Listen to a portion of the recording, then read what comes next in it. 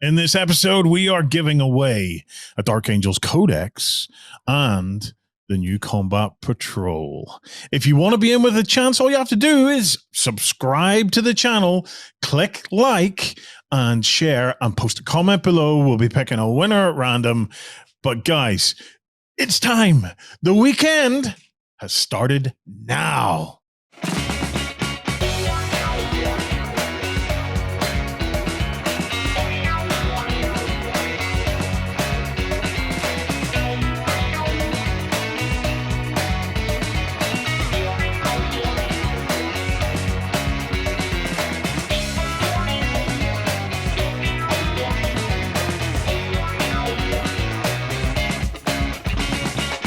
Hey guys, and welcome to The Weekender. I am joined by the amazing Jerry and Ben and Lloyd as we take you all on a journey through the sights and sounds of this wonderful hobby that we all share alone.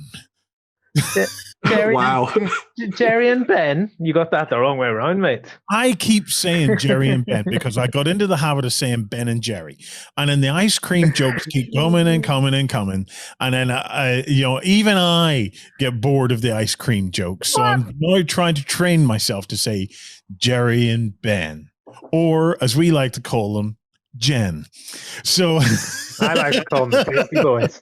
Well, we are the Tasty Boys now, apparently. Oh, the Tasty Boys. That is what they tell me. Well, the Tasty Boys are going to take us through a massive week of updates. There's a load going on in the hobby.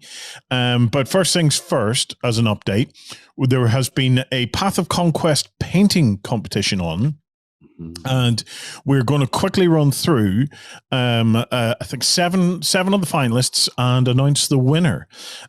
So we did get a load of this. So, right, Ben, Jerry, take us away. Yeah, so this was a painting contest that was started off, I think it was just before kind of like winter time, sort of December, when Justin talked with the guys from Parabellum about giving away a Conquest Founders Pack. So we ran that over that kind of the Christmas period as everyone was kind of like getting stuck into hobby and that kind of thing. So Jerry's then sort of whittled down the entries to 7.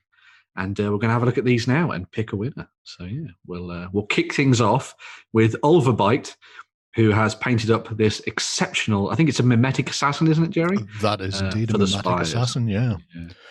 So the important thing to note on this is it was a single miniature. So some people have been doing some fantastic work on regiments and units as a whole, but these are just sort of our short list of top single entries. And mimetic assassin's a nice model anyway, but there's been a bit of base work done, pulling it up a bit, and also it's got that sort of almost nature feel to the base. It ties the natural weathering of some nice composition actually on that, isn't it? Yeah.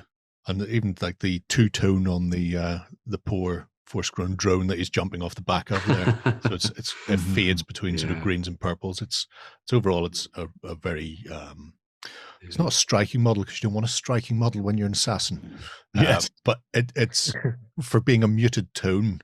It still stands out on the battlefield and just looks terrific. I really liked the work that got into all the sort of bone armor that you get across all the spires. And I love the detail work on that to make it look like sort of real aged bone. And then that contrasts really nice with the pink flesh underneath as well. And the kind of the highlighting that's been done to it to kind of give you the idea of sinew and muscle and that kind of thing as well was just really, really nice on this model. Very cool. The sort of faceless massive veins across the forehead. It looks terrific. Yeah. Well done, that one. Okay, what's next? Next up is Nikyu. I'm glad you said that name because I didn't know what to go with. And this is a drill master for the 100 Kingdoms. Some terrific work done on the face, really capturing the detail of somebody who's exceptional on the face, isn't it? It's lovely. Yeah, he's just bawling out somebody who's stepped out of line or fired too soon. Somewhere somebody in the 100 Kingdoms is getting a chewing from this drill master, and it's nice work on it. He's done non-metallic metals, which is different because generally when we see them, they have the metallics on them because it's very easy to paint metallics. So having that in there just sort of gives a more muted, sort of subdued look to it. My favorite bit of the non-metallics is this, just on the hilt, where it looks like it's actually reflecting itself. Yeah. Very cool. Yeah. Which is kind of cool. I wouldn't have the guts to do that, stick a big bit of yellow on the side of my silver and go, job done, but it works really well. Yeah. And unfortunately, I don't have multiple pictures of this from different angles, because it'd be nice to see some of the other sections. Yeah, there's no Lloyd shot. But from there, you can, it gives that very striking pose, and it frames the face beautifully, I think. And that's the important thing. It draws attention to the most significant part, his shiny Justin-like head. Yes. That's it. He thought Justin was going to be voting on this, didn't he? Could have been. So, 2 Deek Sick.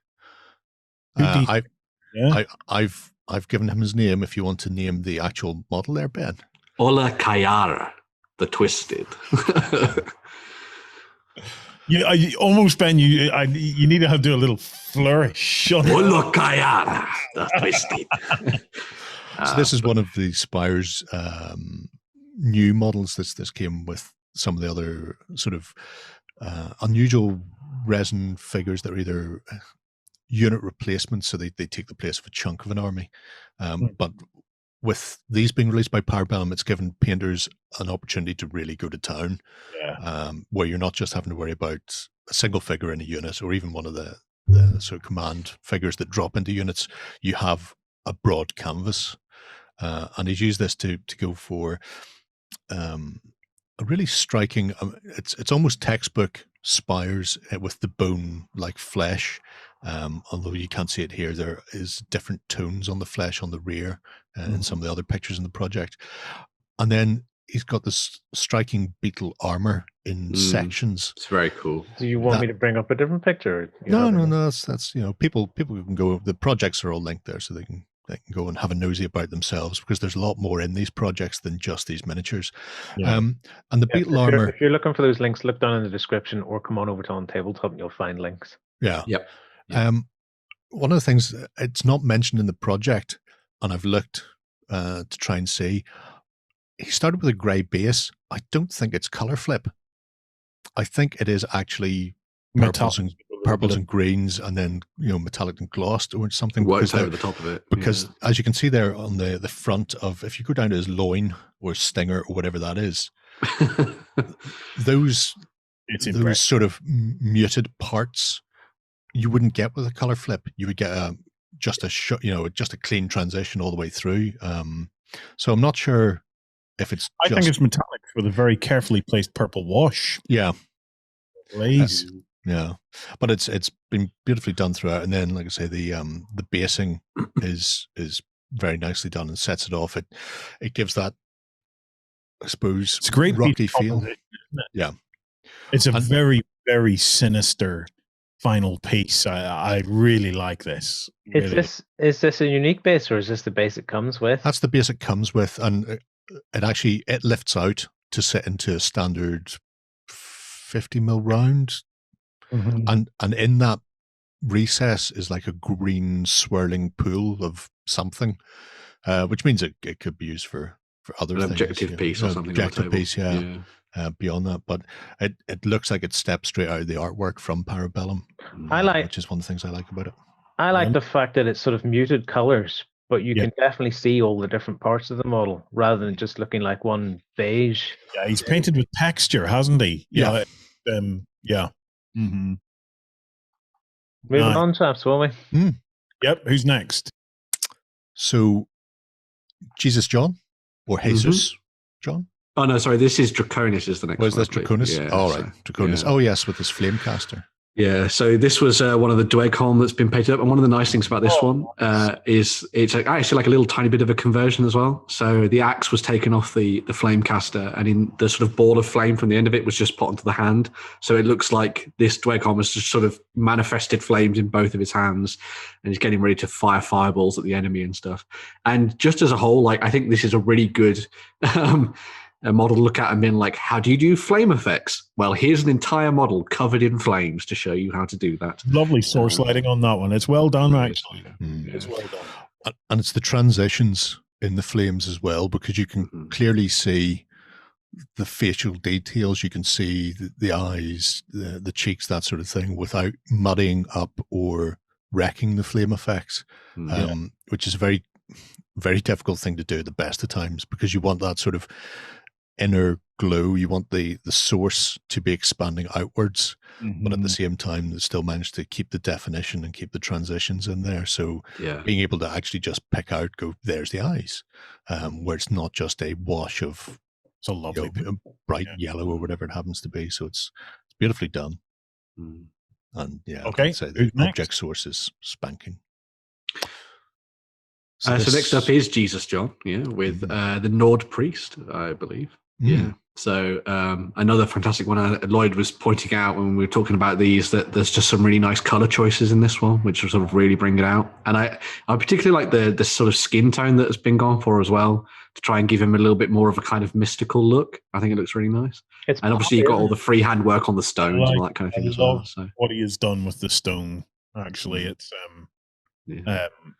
that's that. Again, it's a lovely piece of composition, isn't it? Yeah, it's the freehand work is all over the place in this force, and on the priest you see the tattoo across the top of his big bald head. So he's a fan of doing an awful lot of freehand work, which comes across throughout. Like I said, it is the color composition is particularly striking as well, because the icy Nordic base, the snow effects is very cool, and the clothing replicates that, but then you've got very striking ginger, I suppose. Warm tones from the beard. Poppy guy, which immediately draws the eye. And when you have somebody like a priest or a spellcaster, somebody that you want to shine forth on the battlefield, shall we say, then it's an excellent way of doing it. I think part of why the skin tone's cool is because I think the skin tone complements the sort of greenness of the cloak down below. It does, yeah. Because it kind of multiple touches in round here. There's a little bit of green. The skin has that sort of tone, and then with the alternative is then the blue coming from the base into here, and then some blue accents up around the beard as well to try and tie the whole thing together, rather than it just looking like a mash of colors. It has lots of different colors, but it is tied together well. Sweet. Okay, who's next? So next up, we've got another 100 Kingdoms character. So this is from the Dace, who has done this Imperial officer here for the 100 Kingdoms. Again, lots of really nice detail worked into the face there, sort of bringing out the slightly more softer tones of this individual. But again, lots of really nice work done to bring out the cheekbones and the nose and the eyes in particular look really, really nice. Looks like David Cameron. Well, I don't know whether that now counts against it, maybe, but it would explain the pig's head on the shoulder pad. But yeah, the painting I love, because it is muted. It's not stark contrast. The blending on the face, on the skin tone, is particularly good. So it may not be as extreme as some others that we've seen, but when you look at it, the work just in blending on that face, so you get the subtle, slow highlights and contrast, I think is terrific. Again, it kind of mirrors the artwork that you see for this guy on the box front as well, which is quite nice. So you've got that going on for it, which is really good. And the armor looks fantastic. Really nice armor work on those. I like the darker tone for it. I think it works really nicely for the 100 Kingdoms, and the slightly more darker feel for the world of Conquest as a whole, really. Yeah, so I think definitely the skin tones is what stands out here. Yes. The highlighting the forehead and even on the edge of the ear here. You know, things that you may, if you were painting it yourself, go, wash, done. You might not you might highlight the brows and the lips and things, but I would probably have forgotten to do anything on an ear. Yeah. There's a lot of work went in that face, and it has paid off. Okay, and we have one more. We do, yeah. So the final one is from Weil, who has been working on this for quite a while now, actually. And this is one of the household knights that's been painted up, and actually got a golden button not too long ago for this one too. So really, really nice work on this guy, again with the really good dark armor, giving it that kind of dark fantasy feel. Obviously, the freehand work that's gone into this as well is pretty impressive, as you can see on the shield. And then as you sort of scroll down and go down through the night, you start to see all the weathering and mud and grime that's been splattered across it as well, sort of bringing it more into that kind of realistic side of things as well, which is really nice to see. Again, a very, very evocative miniature, basically, that kind of, when this is then arrayed with everything else from the army on the tabletop, will have this really, really nice look and feel to it, which I think is really, really good. Yeah, when we looked at this first, the golden button, what really stood out for me was definitely the mud. Having the splattering, yeah. Paint that and then go, right, now I'm going to muddy that up, because I've been painting cav and stuff myself recently, and I contemplated doing this, as in mudding up the bottom, and then I bailed on the idea and went, oh, I can't. I've spent too much time. Yeah, I've spent too much time on this to plaster that. What I really like about it is it's not just splatter. See the way the grass stuff that's actually been kicked up and stuck to the mud and got stuck to the horse. I think that's a really nice touch. It really is a lovely piece of work, that. Yeah, and it is that freehand work on the shield and on the comparison, and then, like say, taking that step and going, well, you know what, I'm going to ground it, I'm going to make it more realistic, and yeah, the basing work is terrific. It really sets it off and has that real world effect, especially even just painting a white horse, because painting a white horse would send me over the top anyway, and then going, you know what, now I've spent all my time doing the horse. It's got brown all over it. Hide the white. Right. So guys, that was our short list. Okay. So we got together and we had a look through the short list to pick our winner. We argued for an incredible amount of time. We then tried democracy. That didn't work. So we're adults about this, so we resorted to a fist fight. So we got together and we had a fist fight, okay? And Ben distance and masked. Oh yes, a properly socially distanced fist fight. So what you do is you tie tin cans to a tree, you put stones in the tin cans, you punch the can, and then the can crosses the social distance barrier and clubs the other guy in the face. Just important for your own future fist fights during the pandemic. And if you get into a fist fight with someone, hold your fists way out like this as they look bigger, right? When I fight and my fists are back here, they look tiny. So if you hold them out like this, you're far more intimidating. So after the fist fight, which Ben won comprehensively, boys, I think we all took a good beat from Ben on that one. Ben ultimately got to have his winner.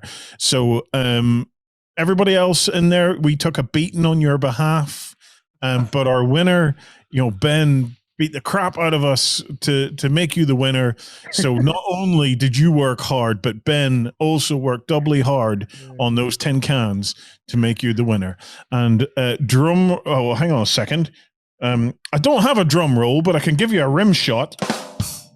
Enough. Lovely. So Ben, who was our winner? So the winner, after failed democracy, was Ulverbite with the Mimetic Assassin. Hey. Actually, well done.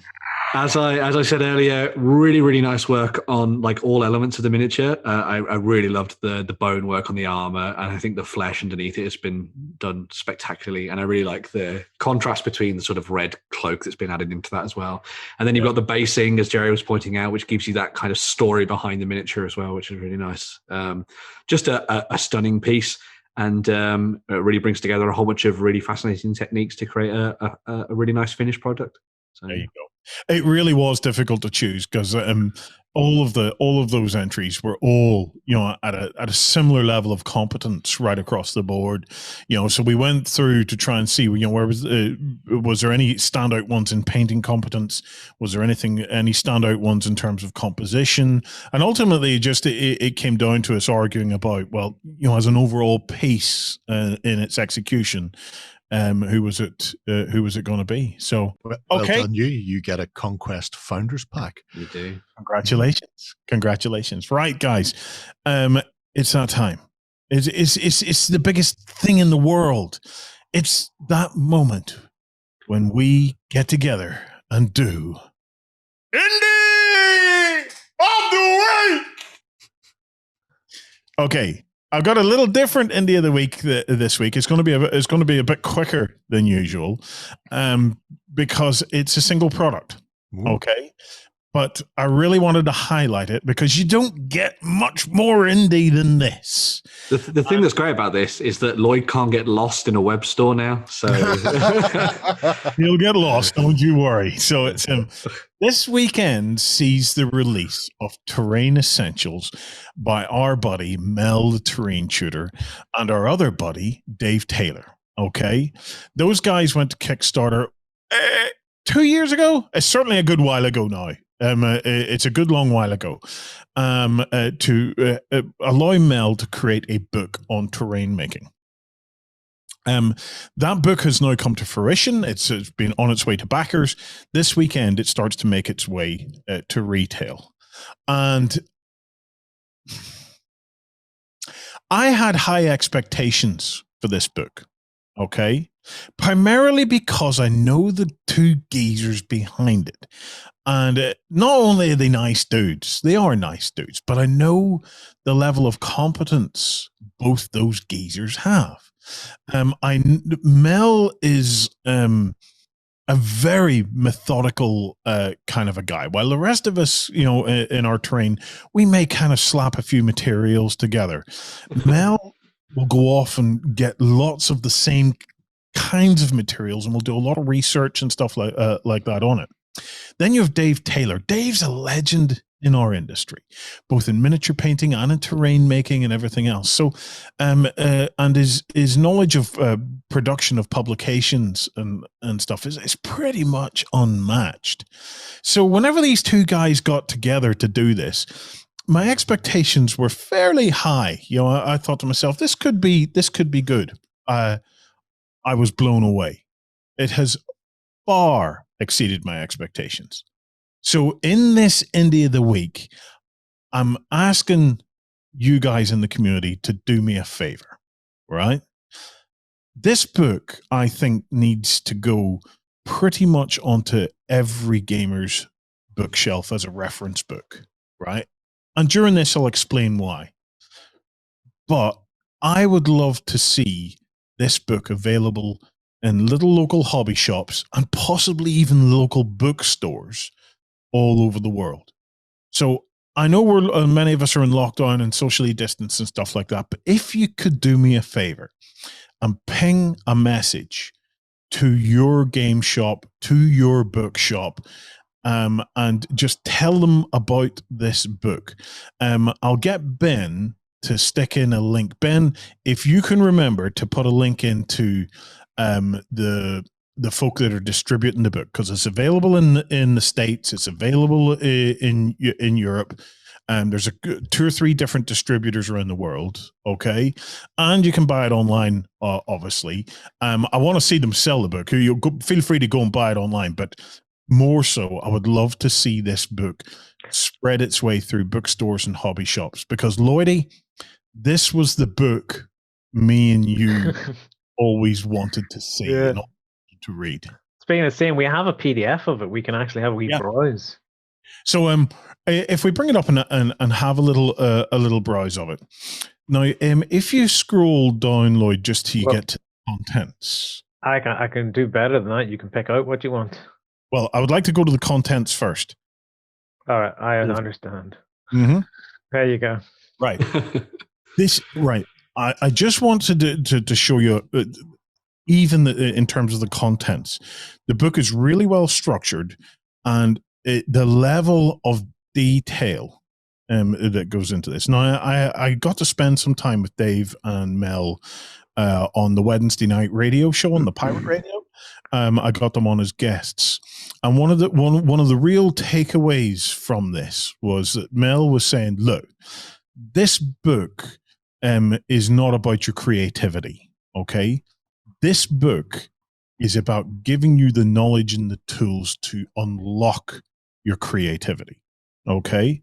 So, for example, there are sections in this book where he talks in detail about the different properties of different types of PVA, and and how you would use one versus the other, even down to little safety tips like don't mix super glue with hot glue, because it'll instantly vaporize the hot glue, which will then send a gas which will stick to any wet surface, specifically your eyeballs.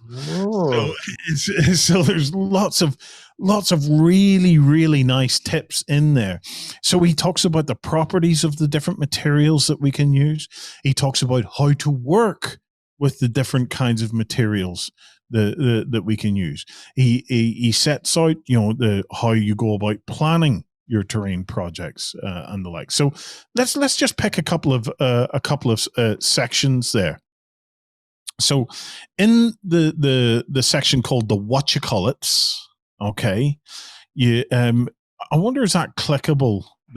So go there.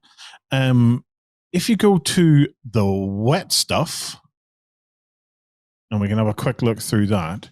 This is where he talks about the different types of paint.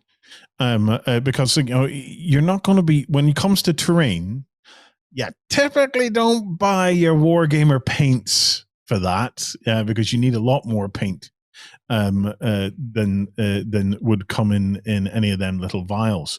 So he goes through the properties of the various different kinds of paints and inks and things that you can use, and how would you use them. If you go to the sticky stuff, Lloyd, this is the one where he talks about the different kinds of glue. And, for example, Mod Podge is a type of PVA, Lloyd, but it's... I have some here. Yeah, it's medium as a gel rather than water. And it goes on to explain it. And just this one section, a read of this one section just unlocks lots of knowledge that the next time you go to tackle a terrain project, you're not wondering, That's cool. Because I say I have some here of the Mod Podge, but I've always looked at it and went, well, it's just PVA, isn't it? But obviously there's a difference here, that it's PVA mixed with something slightly different. It's not just a regular PVA, which I've always suspected there must be something different about this, but I don't know what the difference is. It is seriously good. The amount of content, 280 something pages of detailed terrain making instructions. It is very, very interesting. If you go to groundwork, okay, this is where he starts to take you through the levels and the different layers and approach to groundwork, so you can start to see how things are built up and the ultimate kind of effects that you can achieve from that. Yeah, I guess it goes over a bit of placement as well, rather than just going, you know what, chuck this down, chuck this down. If it's anything like his grass work, he'd be like, right, so you want these near the edges and you want this bit, make it all look nice. Well, here, go to landscaping in that one. So down there, yep, and then scroll down through that a little bit till you see. Okay, and then you can start to see, for example, later on he's going to talk about sealing the textures and the stuff. He has a complete section dedicated to grass work, which I want to get to. But before we do that, see that color science one? Click on that. Right?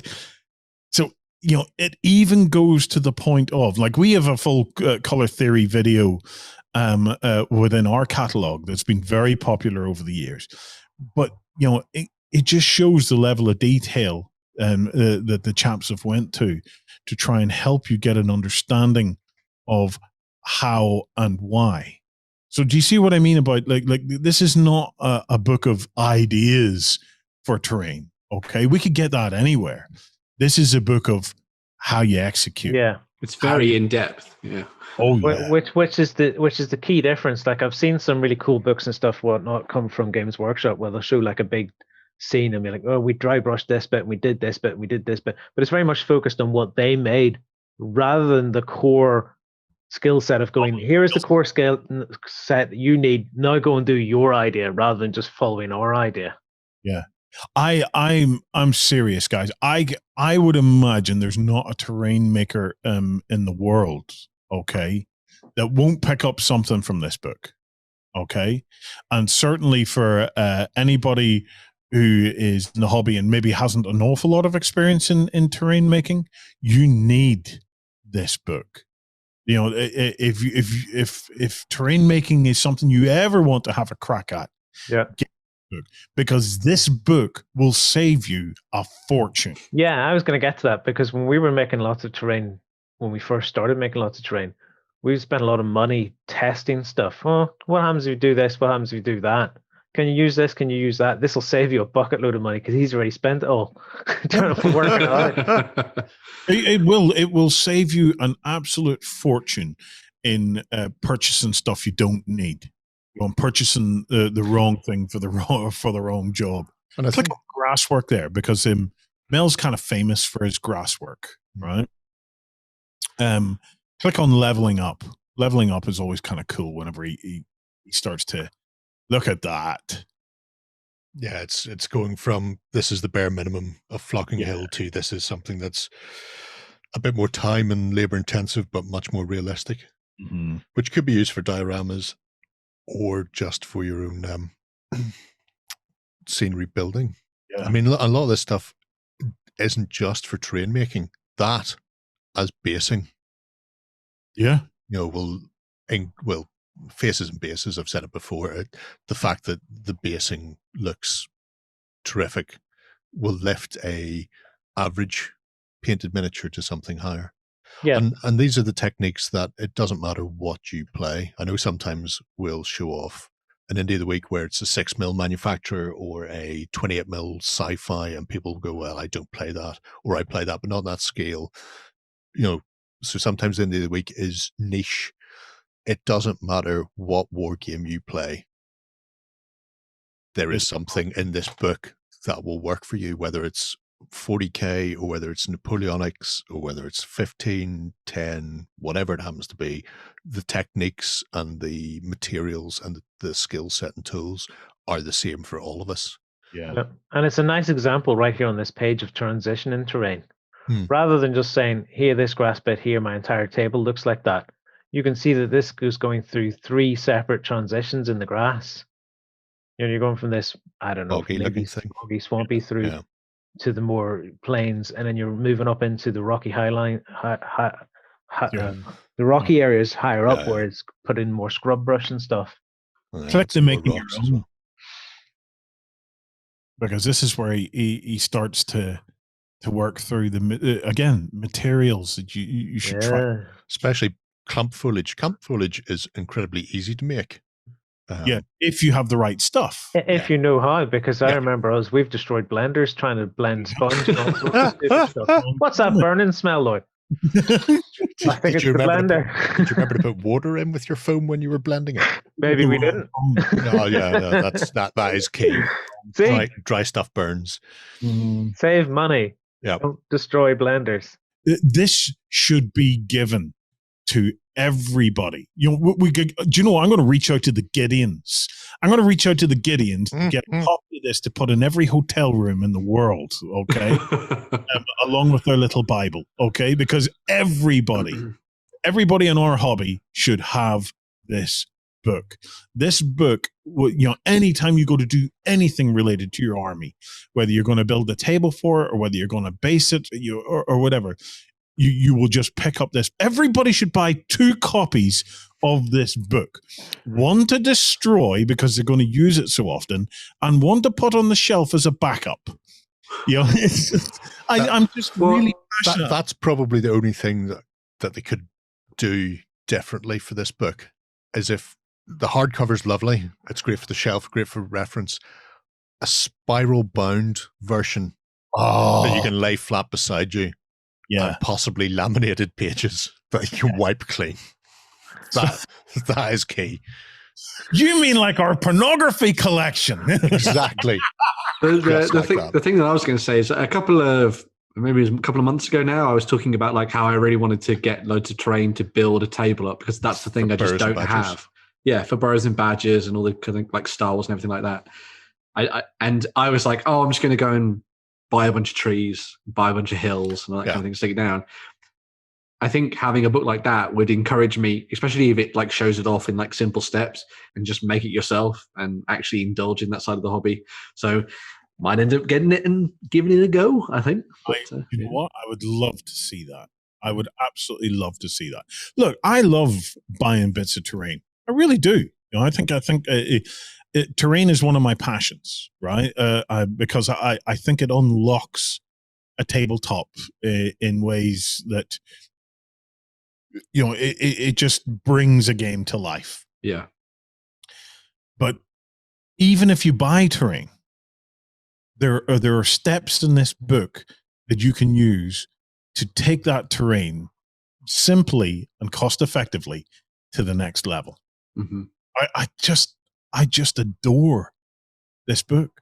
I just adore this book. I think one of the key things about it as well is that like there's a lot of photography in there, I think, which is important because it's good enough just being able to like follow instructions, but if you can see something and how it's meant to look, it means that when it comes to you actually making something, you can reference the images and be like, okay, so I've not got it quite as dark as I should have done. Maybe I need to do something extra, and then go back to instructions and follow it through. So having that alongside all of the instructional information just seems like a really good idea for me. Yes. And the other thing is, a lot of times when you go looking for a tutorial online or something, you will stumble across maybe something like a model trains, diorama modeling and stuff like that. You'll pick up the skills, but you'll not necessarily see an example of it done in a wargaming fashion. Pretty much everything in this book, by the looks of it, is all wargaming orientated. Is there something there of the wargaming triad or the terrain? Yes. Do you see that second link down? The Terrain Tutor's terrain design triad. Mel, as soon as I saw this, I knew I was going to have your babies. Okay. I am a massive fan of the triad. Lloyd, this is do you want it? Do you want it fast? Do you want it high quality? Do you want it cheap? Pick two, because you can't have three. And the fact that the Mel brought a triad into terrain making, and if you scroll to the next page, he then demonstrates how that triad works. So you've got durability, realism, functionality, and you can basically pick two. You will be somewhere along the line between them, and you can see that the durability is on Mel's mind. So this isn't just a book about, you know, how to make things beautiful. It's about how to make things beautiful and playable. Very cool. Yeah,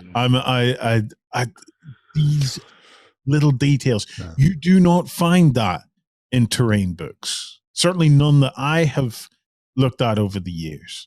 No. I've been using this one, which is specifically for dioramas, but was also first published in 1980. And to give you an idea of how far we've come, let's find, there's particularly good ones near. It's mostly walls of text. Occasionally you'll get some pictures, but mostly that is how you build a diorama.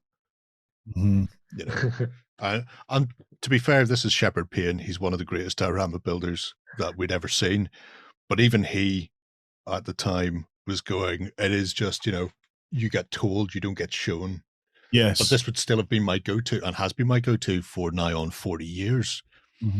So being able to introduce somebody via Mel's book as opposed to the old school one, there's a slight difference there. You really have to be keen to sit down with this and go, I want to build walls. How do I do that? And then just pull it slowly from the text.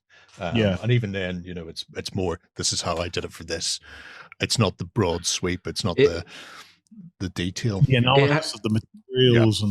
It has the benefit of also, I mean, Mel, the Terrain Tutor, has his own YouTube channel as well. So it's not like you just have to look at this and read or look at the pictures. You can also go and watch some of the videos of him doing it as well, which is important. I was going to say that, because if, for example, you are reading through the sticky stuff bit, the PVA glue one, he has a video on his channel where he had them all out, and he checked them for drying times and stuff. He did the same with caulking. So people who use it, plumbers use it to waterproof baths and things like that. And he was testing it for making either rubber terrain or rubber roads and things like this. So I think he was doing rollout mats and stuff as well. Yeah. So being able to sit down and like you say, you can read it. It's clear. It's easily accessible. It's there. But then you're going, what exactly does that mean? Going, it's a matte or a satin finish. And if you're new to the hobby, maybe you don't know the difference between matte, satin, and gloss, or exactly which one is best for you. And you can just go and look at the YouTube channel and go, oh, right. Oh my God, the glare off that is incredible. I'm never going for gloss, whatever it happens to be. It's complementary, or you can have the channel by itself, you can have the book by itself, but using them in tandem just pushes things on further. Can we click on the waterfall section just quickly, because I want to see what a waterfall looks like when Mel's done one. I have a sneaking suspicion that was it's not that one. He's done two. He did a lava fall once using the same technique that I think was used by whatever that computer game company is when they got Warhammer Total War, the rights for that. Creative Assembly, yeah. Mel did a massive lava-inspired Chaos Dwarfy waterfall. Now there's a more traditional one. Now it looks like that, right? Now you can find more realistic-looking waterfalls online in YouTube videos and stuff, but he's probably come at this then from the durability point of view of going, well, this needs to be playable as well, not just fantastic looking. This has to be somewhere in that.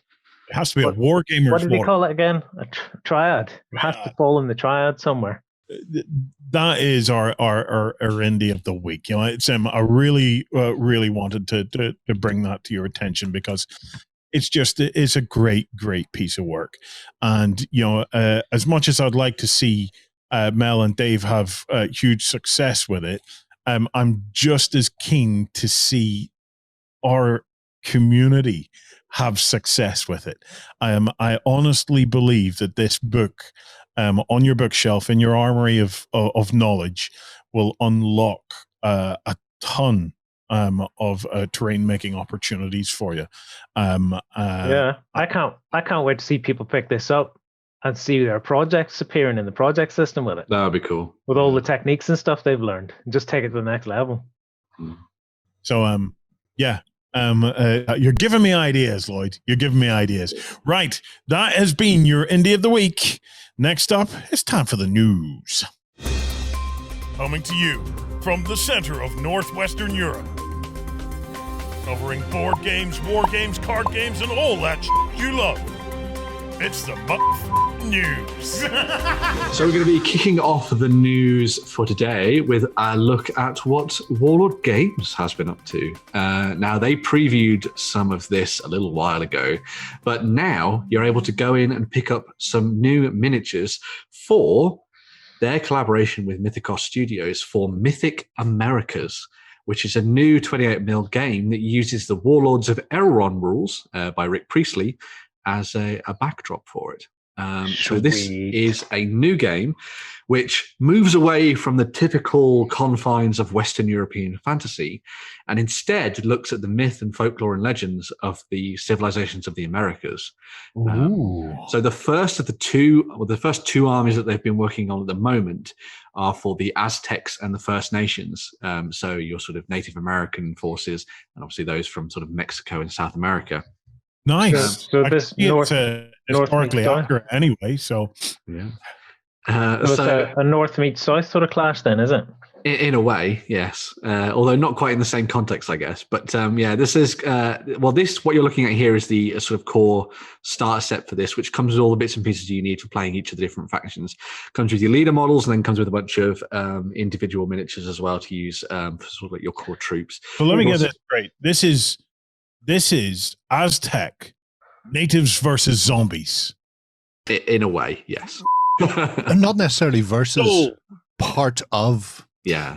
So what they've done with the Mythic Americas is that they've taken the fantastical elements, the mythological elements of part of their culture. Yes. And they're available as part of your warband. So you could think of this as like a fantasy version of the Americas. You could play it totally historic if you want. You could drop out the mythical parts and run your Mayans against your Incas or whatever, or you can bring in things like that. Dude, I have a gorgeous, sexy little lizard man army, right? That I rebased onto round bases and I made it look spectacular, right? And I've been wondering, I was looking at it just the other day, I was admiring it, and I was thinking to myself, I'd like to whip them out and have them in a game. This is it. You could definitely use them for that, yeah. Because I Aztec those guys up big time. So I want to get this and do another army of some sort. Maybe these humans. Yeah, well, they're also doing, as well as the Aztecs and the First Nation, they're also doing the Incans and the Mayans, and they're coming further on down the line as well. So if you want to play around with those, then you can do that too, which is pretty cool. You've got, as well as the kind of like core troops that we've seen there and some of their larger monsters, you've also got things like this, which is the Wendigo, obviously, which is pretty amazing. Really stunning sculpt. Again, been kind of like teased over the last couple of months and sort of last year, but now it's sort of like out in force as part of this set, which is pretty awesome. In addition to the starter set, there's also like a collector's edition, which comes with these specific models.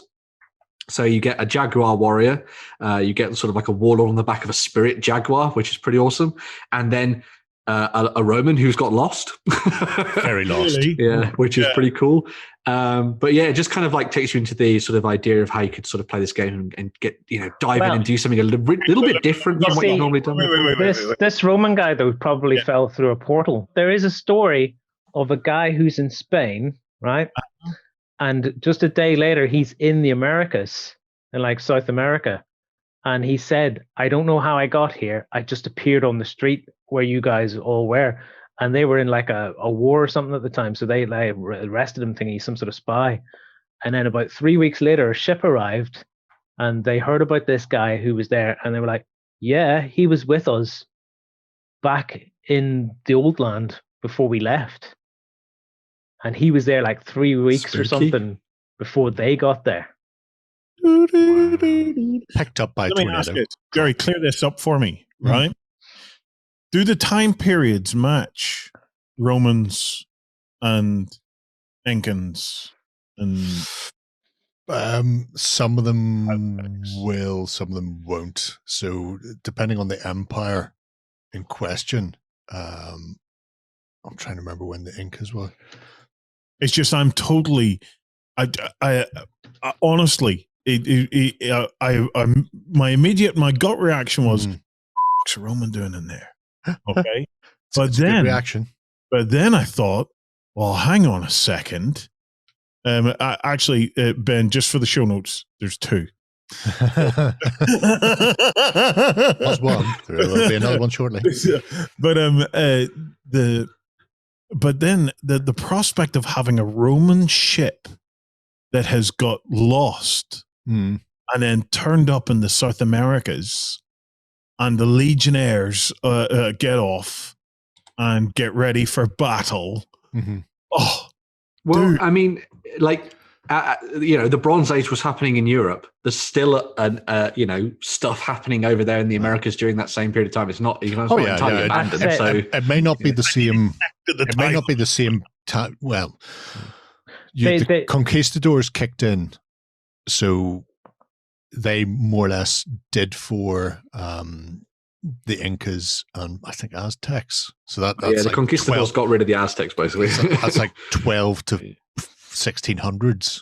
But obviously, for their time period, there is the Mayan culture is older. Before the year zero. Yeah, they've been around for ages. You could do this. Like the Romans could be out on one of their ships and they see the USS Eldridge and they go over to investigate what the heck this is. And they get on the Eldridge and then the Eldridge teleports again to South America. And then they go, well, I've had enough of this. I have not seen that film in years. Philadelphia. Get off the Eldridge. Hey, presto. Or the sets. I need timelines. I need timelines to check this out. But there's certainly there's beyond a genius here. So I think because it's fantastical, they've blurred the lines by having lots of them around, because there will be predecessors and proto civilizations that feed into them. But Yeah. I'm fairly certain at least one or two of them are out of whack with it. But, who cares? I always find Roman lost at sea. I always find these guys freaky. This idea that the Aztecs and Incas or whatever, some one of those two, like made themselves suits that looked like the animals. They basically jumped into the animals. It's very cool. It kind of works into the kind of like Ulfenwerner sort of like Viking style of like berserkers and to be fair, not just animals. Kind of thing, so. Some of them wore human skin. So, I mean, that is also true. Yeah. Well, why limit yourself to just some of our Celtic traditions, like the Welsh and the Irish, have been in animals for generations. Very much so, still are. But yeah.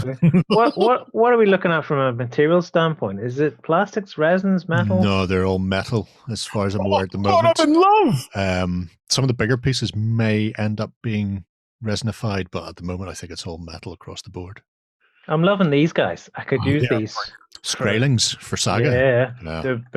Or maybe like do the Mohicans thing I was talking about a few weeks back and get them ranked up. Well, not these guys, but have them fighting ranked up troops and stuff. Lloydie, you paint up the Mohawks. I'll get my lizardmen ready, and we'll get together and we'll record a battle report sometime in 2028. All right. Using Saga rules. Just so you are aware that the vast majority are made of metal, and then the monsters, as Jerry was saying, are resin. So there you go. So. Fantastic. Well, Mythic America's definitely on the radar, and I'm going to let's get this show over quickly because I need to go and look at some timelines. So next up, we're sticking with the idea of massive, strange monsters, but Steamforged Games have previewed already some of the Kickstarter options that are going to be coming out as part of their Monster Hunter World campaign, which is launching in April.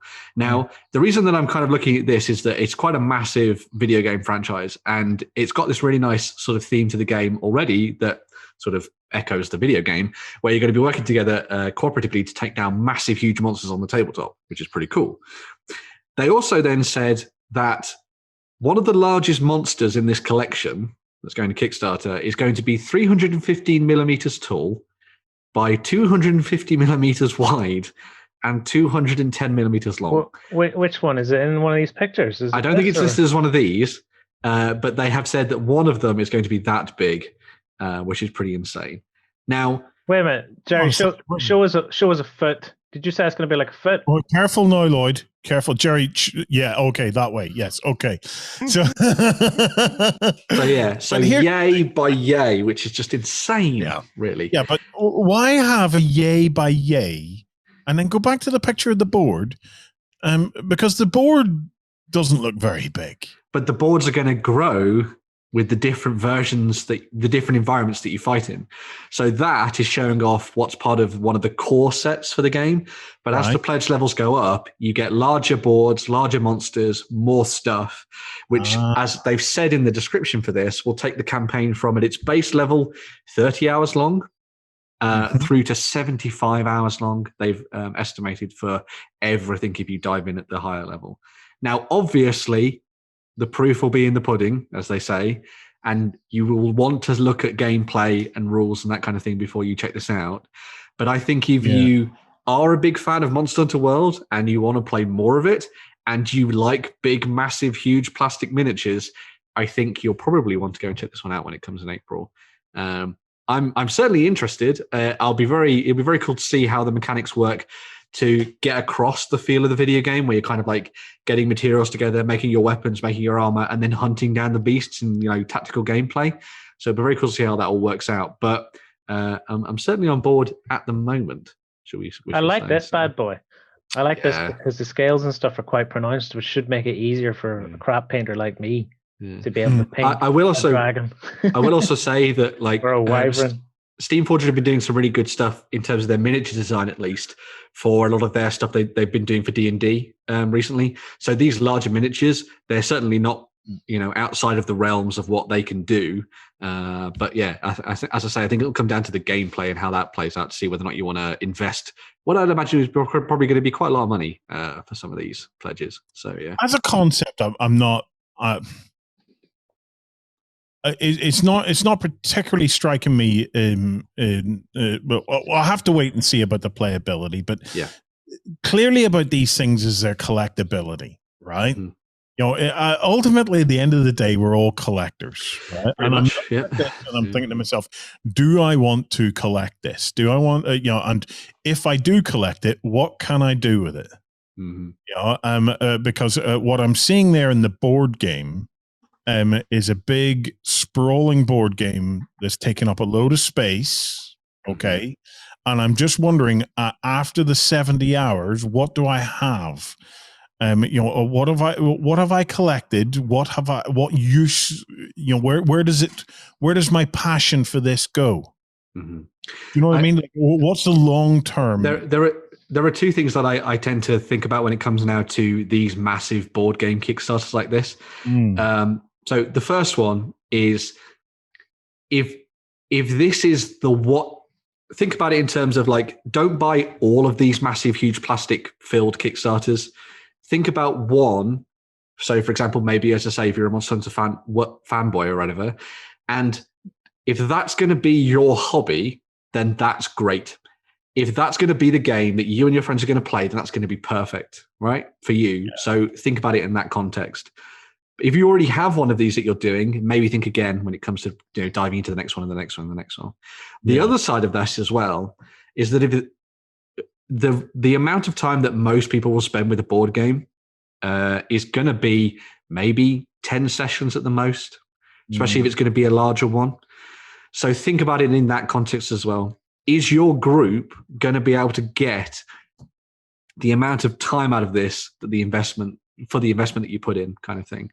If your group is more into playing smaller board, that kind of thing. When you say investment, you don't just mean money wise, you mean like time wise. If you're going time for painting miniatures and all that kind of thing as well. Yeah.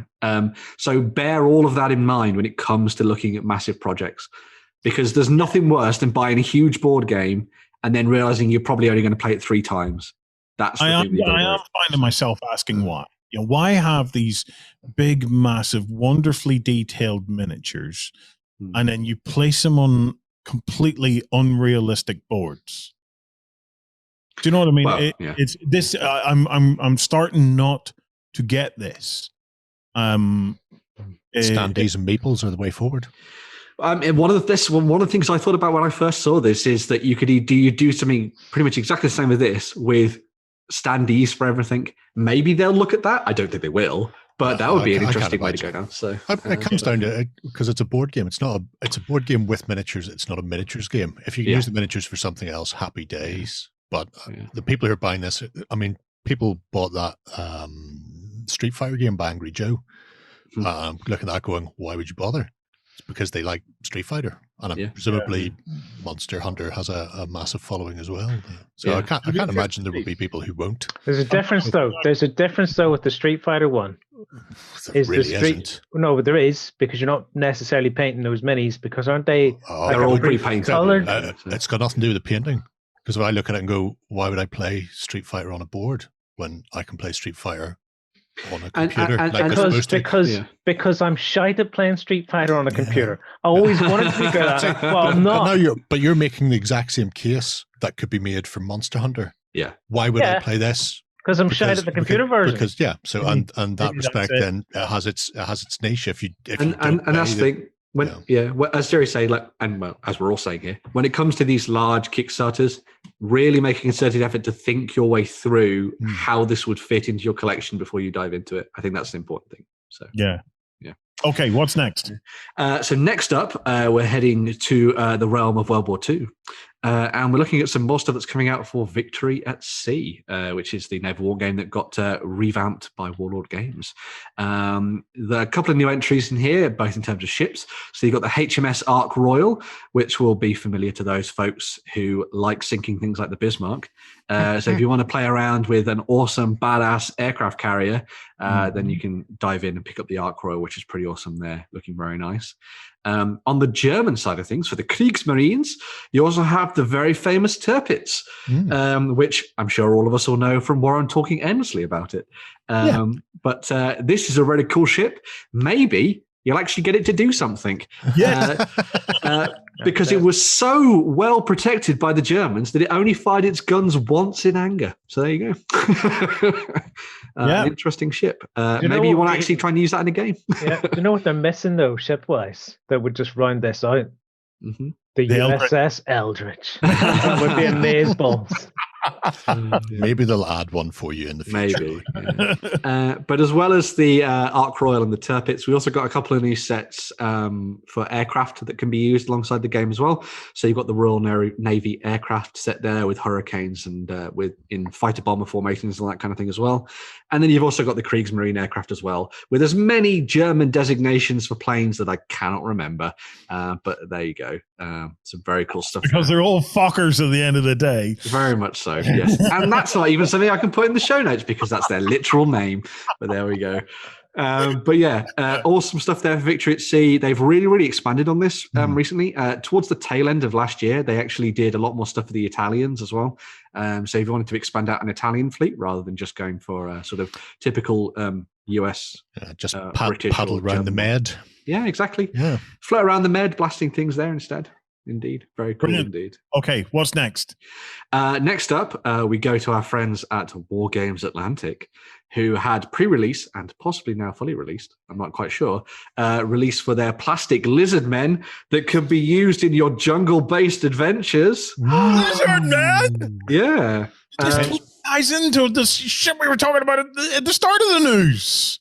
Segways, tightly crafted, tightly scripted shows. Yeah. That's everything circles back. Yeah. Crute, Lloyd. Weirdly, there is a comment in that news article where somebody goes, "Has Lloyd not seen these yet for his Crute?" Yeah. Uh-huh. So this is a set of Wargames Atlantic lizard men in plastic. There are 24 of them in the set. They have been primarily designed for use in fantasy, but there is nothing to say that you can't use these for pulp adventures and sci-fi as well. Someone's in trouble. Yeah, that's a car alarm going off. That's wonderful. Yeah, It's just being robbed. Don't worry about it. yeah. I wonder if I could cut the feet off these and cut the heads off and stick creep heads and feet on them. Why would you bother? Why not? Because they're not creep. If you cut them off at that a lizard man doesn't have? chicken legs, I was going to say you could cut them off at the. They've got their little straps around their thighs. You could mask the join there very easily. Oh, I'd keep the straps on. So these are currently available in some regions because Wargames Atlantic ship from the UK, from the US, and from Australia. So I believe they're already in the US and already in Australia. Who's asking for crew? Because I need to reply to them. I think if you click through onto their web store page, which is listed at the top, I think they do also show some of the other options. Because obviously I've talked about these being useful in a fantasy setting, but they do also have bits and bobs that can be used for sci-fi as well. Is this where you want it to be, or you want it to be? Yes, this is where I want it to be. Yeah. So you can see some of the different paint schemes. Ooh. They've also got like Kalashnikovs and that kind of thing as well, which is pretty cool. And all sorts. So you could use them in Kalashnikovs. Yeah. This is amazing. Yeah. So you could use these to beat up Kirk on an alien planet somewhere as well, like if you really wanted to. Yeah. I'm planning on looking at these to use with Warhammer: The Old West. So there's a great David Gemmell book which is set in a post-apocalyptic world, but it is just the Old West. And then there's these lizard men called daggers brought in from Atlantis who are given guns. And so I'm just going to be blatantly meshing the Old West system with the fantasy elements from Lord of the Rings because they're the same system. To make up all my heroes who can just start going Black Scorpion gunfighters through them. Going because why not? Nobody awesome can stop stuff me. From these guys. Not the boss of me. Also, guys to my lizard man army now. I think they're so cool. I was also going. The gas mag's pretty awesome. Well, one of the other things I was going to say is that Wargames Atlantic also said that they are working on a hell of a lot more kits for 2021. So we've kind of dipped into a lot of the stuff they've been doing over the last couple of weeks, but they are going to be releasing a heck of a load more kits this year. So watch out for those. They're planning on doubling the amount of kits that they've over the last 2 years. They've put together, I think, 12 kits now. They're looking to double that by the end of this year. And the kits are good too, because just a few weeks ago, I was teasing myself on eBay with a saga army, which is basically what is it? They're Irish. It's the Dark Age Irish set. Yeah, Yeah. It's like one box of Dark Age. One Irish. box, and it was going for like 250 quid pre-painted. And I was looking at going, oh, and I didn't realize he got pretty much the entire army out of one box at 25 quid. Yeah. Wow. Oh, terrific. I almost went for it. And just because we are so tightly scripted and everything is circular, they've just previewed their plastic conquistador sprues that are about to be test printed, and they're working on plastic Aztecs. They are. Ah, nice. Yep. Nice. Right. What's next? So next up, we're moving to the world of Games Workshop, and we had 3 more board games that were announced by the guys at Games Workshop for both Warhammer Age of Sigmar. We'll get to Warhammer Fantasy in a bit. Warhammer Age of Sigmar and Warhammer 40,000. We start with Age of Sigmar with the first game, which is a 1v1 experience called Blade Born. Now, this is a using miniatures from Warhammer Underworlds. As you can see there, set up as a board game for 2 people to fight it out on an arena as they battle for a place in the Everchosen's army. Designed as a sort of like one box sort of experience for you to pick up off the shelf and dive into. This then leads on into 2 more experiences that are kind of designed to almost kind of like draw people into the game with a sort of more focused experience. You've got Space Marine Adventures Doomsday Countdown, which is a cooperative game, quick and easy to play, designed for younger gamers as well, which is pretty cool, where you play as a group of Space Marines trying to escape a hive city and stop a bomb from exploding before the cultists stop you, which is pretty interesting. And this then finishes off with the third game, which is back to a 1v1 experience, which is called Warhammer 40,000 Fireteam, set during the Indomitus Crusade, where you play as Space Marines or Necrons battling it out on a board scape. Now, I will say, nothing in their blog post said that these would only be available in places like Barnes & Noble in the Americas and that kind of thing. However, I would exercise caution before getting excited about any of these, because the likelihood is they probably are going to be limited in places. But if you have friends abroad, maybe you can get them. Who knows? We shall see. Maybe Games Workshop will turn around and start putting these out in Europe as well. That would be very cool. I'm going to say it. I don't know if anybody will care. I'm looking at all 3 of these, and the middle one's all right. I think, the rest of it's all derivative. I think Space Marine Adventures Doomsday Countdown is probably the best of the 3. I think mainly because it's got that kind of younger demographic that they've gone for with it. I think that is a nice way to introduce people into the world of the grimdark future, and kind of introducing the 2 factions. Maybe you could go on to another game after playing Kill Team or something. Those 3 boxes, right? You could stick in the visitor center, and I couldn't tell them apart from the umpteen other little mini games and boxes that have been released over the last 2 years. It's all starting to become a river of sameness to me. You know, they need to up their game. They need to up their game, and because it's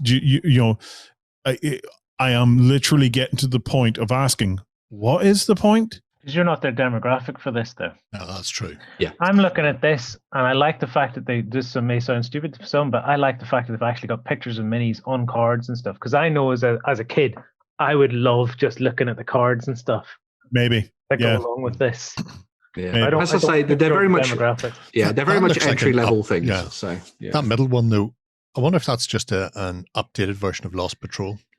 I would imagine it probably uses exactly the same mechanics as the previous game to this that they did, kind of like in the Space Marine Adventures series, and also Lost Patrol, and sort of uses that mechanic to try and drive this forward. Don't turn your back on an empty hex. Help us come running out at you.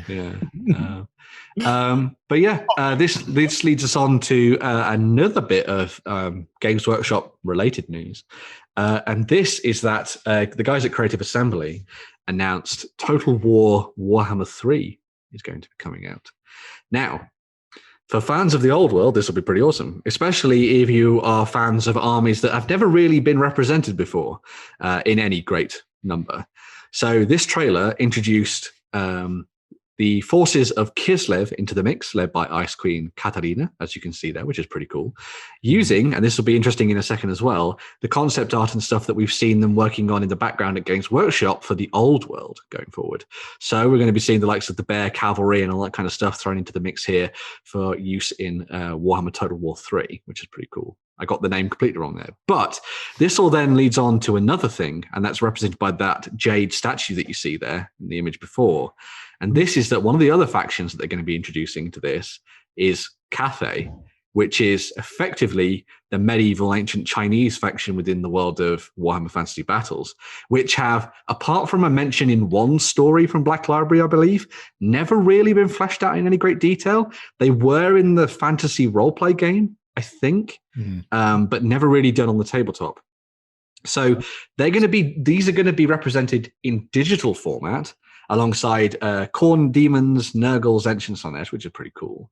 But this then also means that the old world project that Games Workshop have been working on may indeed look further afield than the traditional old world that we've seen before. So obviously we know they're going to be doing the Kislevite army, which is cool, obviously. Bear Cavalry, who would not like that?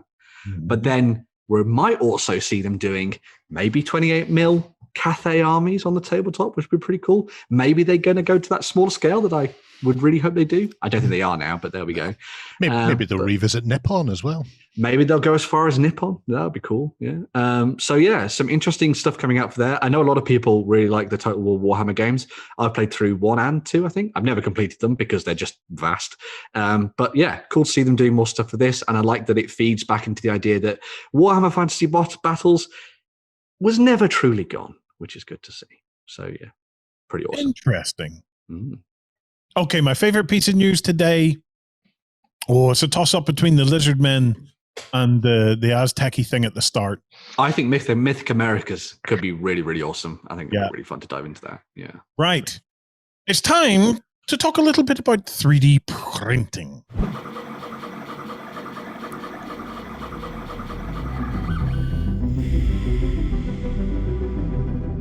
We're carving out 3D printing bits into its own little segment again. Okay. So this week, we just want to have a very quick look at a couple of the Patreons and a couple of the kind of the models that have made themselves available. So Ben, what we got? Oh, yeah. So the first of these that we're going to be looking at is from the guys at Raging Heroes. Now they've been doing their Heroes Infinite Patreon now for about a year, I think. Yeah. And this month sees them leveling up things in the vampiric department. So they're relentless, these guys. They really are. So this is their take on vampires, a dance with the vampires, as they say in the title. Oh my word. And they've gone for a really interesting kind of like masquerade style feel to these vampires. Yeah. Developing a bunch of characters, monsters. There's some troops in there as well that you can print off. And this is all done, as we say, through their Patreon campaign. So basically you sign up and you subscribe for, a month or whatever, and you get access to all of the miniatures that you see here in STL format to print off at home, alongside a bunch of other stuff, including welcome packs and all that kind of thing as well, which is really nice. As Warren was alluding to, the guys at Raging Heroes have been doing some absolutely amazing things with this. Last month, they did Undersea Elves. Last year, they did an entire section based on sort of Arabian Nights style characters, which is pretty awesome. And to go alongside what you see here, I get that a lot of people will see these and be like, oh my God, these look imposing to print. But they do have quite a vibrant community already based around this Patreon, where people have set up like a Facebook group, and they also are obviously accurate over on the Patreon page as well, guiding people through how to get these things printed. Because, I would say myself, these look pretty daunting, but they can be done. Don't worry, which is pretty cool. So, yeah, some stunning miniatures as part of this one for February. Extraordinary. They'd make a cool Carnivale army. They would, yeah. Wow. A different take on them as well. Mm-hmm. It being that there's a blend of dark elves and regular human vampires, and then, like you said, that the Carnivale masquerade. This thing creeps me out. Yeah. What is it? Is it it's a fly thing? It's weird. Well, one of the things they actually said in the description for this when they were looking at bringing this to life is that they wanted to do vampires, but in a different fashion. They're mosquitoes because they're bloodsuckers. Yeah, there you go. Yeah. So, like, for example, they have these. They also have kind of like feline. Oh my God, you clicked on it completely. There you go. You've got feline style, sort of succubus style vampires as well in the mix for this one too. The blood cats. So yeah, very, very interesting models that possibly fill a very interesting demographic and clique, but a niche. But yeah, very cool stuff. Do an amazing version of Blade on the tabletop with these. You could do something pretty cool. Yeah. It's like, wow. Well, imagine having these all. You're in Venice or St. Petersburg or something like that. Winter terrain and Blade. Well, that centerpiece there is mental. It gives me Van Helsing. That part of the Patreon as well. That's the centerpiece. You can print it separately and tack everything else in. But yeah, it has. There's a part in Van Helsing where he's going after the vampire who's kidnapped Selene from Underworld, whatever her name is. Kate Beckinsale. Kate Beckinsale. Yeah. And it's in a part of Venice. And they're having a mass ball, so everybody looks like this. Yes, that would be perfect. So this is perfect for that. And in fact, there's one of the vampires who's a winged version who's picking somebody up and eating them. Mm-hmm. Looks not dissimilar to one of the versions of the vampire from Van Helsing as well. Yeah. So that one. There we go. Nice. So yeah, amazing stuff from Raging Heroes, and importantly, if you don't have 3D printing software, you can buy all of these later on down the line from their web store as well, which is pretty cool. So yeah. Nice. The next Patreon that we're going to be looking at that does 3D printing is from the guys at Warploque Miniatures. So this is Alex Huntley, the devilishly handsome devil that he is. And this is a selection of miniatures for those people that love dungeon delving. Now, as part of the Patreon for this month, they have done a new set of what they've called Dungeon All-Stars. So this is a set of D&D Dungeons & Dragons style staples that you'd need for your adventures. In this particular set, you get a basilisk, which is the one at the top there, which is pretty cool. There's also a set of owl bears. There's even little babies. Yes, there's little baby owl bears, baby basilisks, if you want to look after those. And then the bane of all fighters, rust monsters. The bane of all fighters except the barbarian who looks at everybody else's armor disappearing and goes, ha ha ha. Exactly, yeah. And again, these are entirely downloadable from their Patreon. If you back it for the month, you get access to all of these STL files to print off at home and use as many times as you like, which is pretty cool. They have, as the All Stars 2 thing would suggest, done a set of Dungeon All-Stars previously to this as well, which included things like a beholder and a bunch of skeletons and that kind of thing, which is pretty awesome. And I think there was a lich in the mix as well. Mm-hmm. But they've also done entire warbands of dwarves and goblins and all kind of things over on their Patreon too. So again, this is a really, really well-loved Patreon that's been backed for, I think, about a year and a bit now, maybe half a year. I think it's maybe half a year. So yeah, go and check this one out. Loads of interesting files for you to download and play around with. And both of these, I believe, come with like a sort of starter pack as well. So if you want to sign up, as well as getting everything that's available for the month, you also get a starter pack of bits and bobs for you to print up as well and have a play around with, which is pretty cool. I totally like this though. Just before we round up, a rider on top of that. Oh, be cool. Stick out my fantasy army. You could definitely do that. Yeah, very cool. Right. Kickstarters. Ben, you get to pick 2. Cool. And I picked 1. You did pick one. So the first of these is CoraQuest. And this one is just adorable. So this is by Dan and Cora Hughes, who came together during lockdown to make a dungeon delving game that was kind of like a little bit of an educational thing for Cora as they were playing it, but turned into an awesome experience at the same time. So this is a game for 1 to 4 players for ages 6 and up, which plays in around 45 to 60 minutes. And the idea is that you're working together as a band of heroes in classic dungeon delving style to save a gnome called Kevin.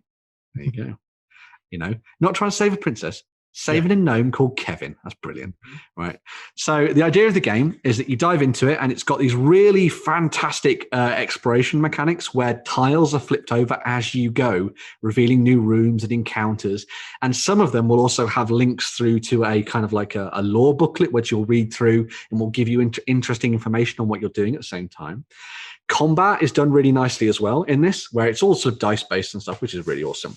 But they've got a really nice incentive system in there as well. Whereas if you fail the first time and you're trying to attack something, next time you'll get a boost to what you do. So it's kind of like a fail forward mechanic, which I think is really good and obviously very good for kids, which is nice as well.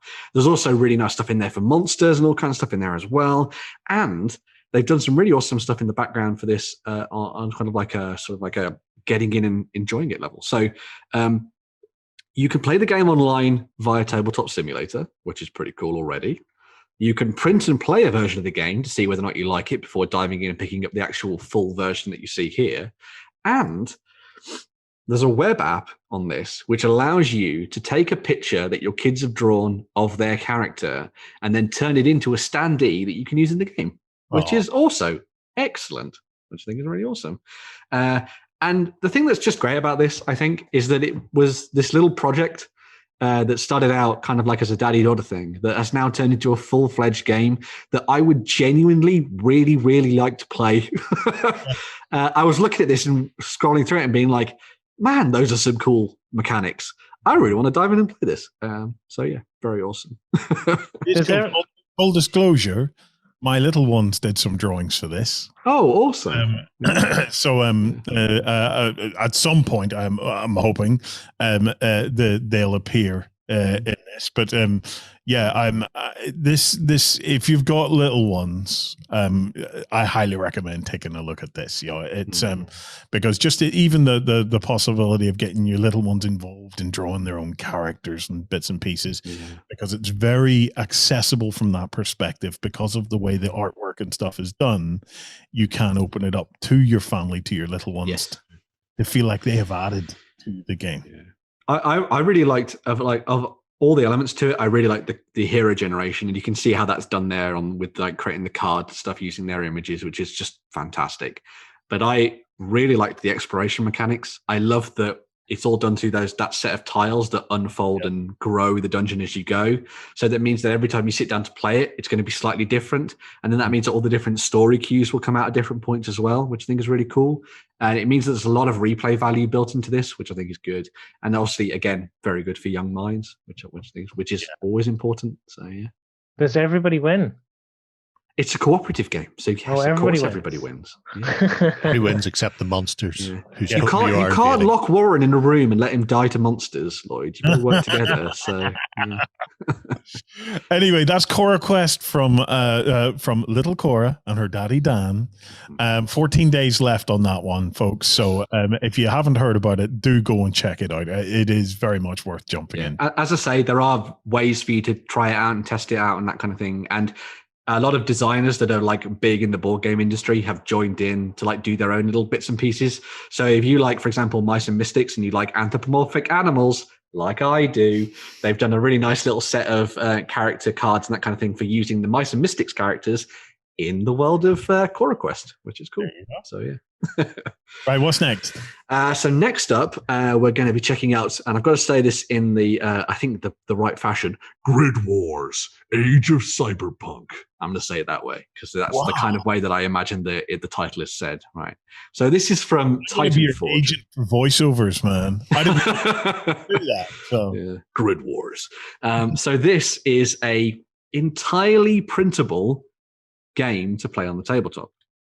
Right? So we've seen Titanforge do something like this before with a game called Bloodfields, which we talked about last year. This is them then stepping into the sci-fi realm. So the core concept of this is around the idea of cyberpunk gangs battling it out on the tabletop for control of cities and that kind of stuff. So it's a proper sort of skirmish style war game that you all know and love. Everything in the game, so the 100+ miniatures, terrain, components, cards, and all that kind of thing, and that stuff is printable at home. So you can do everything from sort of like the comfort of your 3D printer and then use it on the tabletop. This is all then backed up by a web app, which uses all of the does all the mechanical stuff in the background for making your warbands and all that kind of things. On top of the game for GRIDWARS, Age of Cyberpunk, there's also a bunch of extra stuff thrown in there for those people that want to take it in a different direction. So they've also included a bunch of different crews and gangs and that kind of stuff that are more like heavily sci-fi. So there's a group called the Star Smugglers. Also might be quite good for a game coming out later in the year from Osprey, perhaps. And also a bunch of other stuff that is a little bit more sci-fantasy. So if you want to mix a bunch of stuff together and play around in that concept, in that style, then you can do that as well. On top of that, through all the stretch goals and the add-ons and that kind of thing, they've been unlocking new monsters, new gangs, new heroes, and that kind of thing that will all be sort of available as part of the Cyberpunk style game. And they're going to be trying to unlock both a solo version of the game and a co-op version as well. So if you want to play the game not in a versus format, you can do that, which is pretty cool. Wow. Yeah. And as I say, the guys at Titanforge have done this before with Bloodfields, and that was well backed, and I believe that's all delivered to everyone as well. So if you're interested in kind of like where they might be going mechanically with the game, definitely go back and take a look at that Kickstarter and see where it goes. I don't believe there is a full gameplay run through on their Kickstarter page at the moment, or at least it wasn't at the time of writing this. But if you want to dive in and check it out, definitely go and see what you think, because the miniatures certainly look very cool. So yeah. Okay, guys. And that wraps us up for this week. Remember, you can come across and join us on Sunday morning for our behind-the-scenes chit-chat with the Cult of Games community and the XLBS. Until next week, we're wishing all of you happy gaming. Go ahead and check out our other content on screen now. And while you're at it, why not hit subscribe and remember to ding our dong. Go on, you know you want to click it. Go on.